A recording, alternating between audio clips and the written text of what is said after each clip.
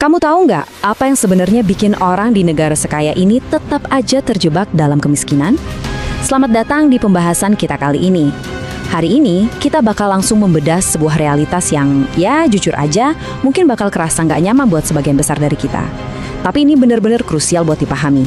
Kita bakal mengupas tuntas apa sih akar dari kemiskinan yang terus bertahan di tengah kondisi geografi yang sejatinya tuh punya kekayaan luar biasa. Fokus utama kita di sini adalah memisahkan dengan jelas mana sih hambatan yang murni karena masalah sistemik dan mana yang sebenarnya cuma kebiasaan buruk yang secara aktif merusak potensi diri kita sendiri. Pertanyaan tadi itu sebenarnya sebuah tamparan realita buat kita semua. Gini ya, terlalu sering insting otomatis kita pas lagi ngadepin kesulitan ekonomi itu adalah nunjuk keluar, nyalain keadaan lah, nyalain struktur ekonomi global, atau nyalain kebijakan di tingkat atas. Ya gampang banget kan buat sembunyi di balik alasan, sistemnya emang cacat. Tapi tantangan terbesarnya sekarang adalah berani nggak kita ngaca? Berani nggak kita nguliti alasan-alasan yang jauh lebih dalam dan sifatnya itu psikologis banget?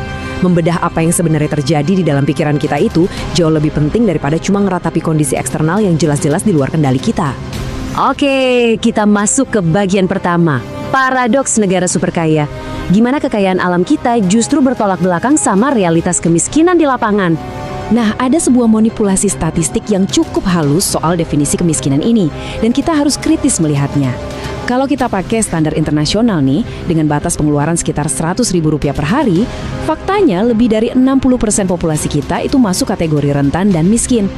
Tapi anehnya, standar lokal yang sering dipakai, itu angkanya diturunin drastis, cuma jadi Rp20.000 per hari. Ajaib kan? Tiba-tiba angka kemiskinan langsung anjlok di bawah 10%. Sekarang coba deh kita pakai logika dasar aja. Uang Rp20.000 di zaman modern kayak sekarang bisa dapat apa? Paling cuma cukup buat ongkos jalan sekali jalan, atau makan satu porsi yang paling sederhana. Terus gimana nasib nutrisinya? Tempat tinggal, kesehatan, sama pendidikannya gimana? Realitas objektifnya, mayoritas populasi kita itu masih berdarah-darah, berjuang keras buat sekedar bertahan hidup di tengah kelimpahan sumber daya yang ada. Lanjut ke poin kedua, dan ini sering luput dari perhatian kita, ancaman kutukan tanah surga. Gimana geografi kita yang memanjakan ini justru bisa jadi bumerang? Ada sebuah konsep yang lumayan bikin merinding, namanya kutukan tanah surga. Kondisi geografis kita yang tropis dan sangat memanjakan ini, secara nggak sadar justru melahirkan rasa cepat puas yang ngebunuh inovasi kita. Pikirin deh, kita nggak punya musim dingin ekstrim yang maksa orang buat mikir panjang, nabung makanan mati-matian, atau bangun infrastruktur ribet cuma buat bertahan hidup dari cuaca beku. Iklim kita itu ngasih ampun banget, lempar biji ke tanah aja besoknya udah tumbuh. Ditambah lagi secara kultural, kita itu punya kebiasaan mengagungkan kemudahan ngasih sedekah. Ngebantu sesama itu jelas perbuatan mulia, nggak ada yang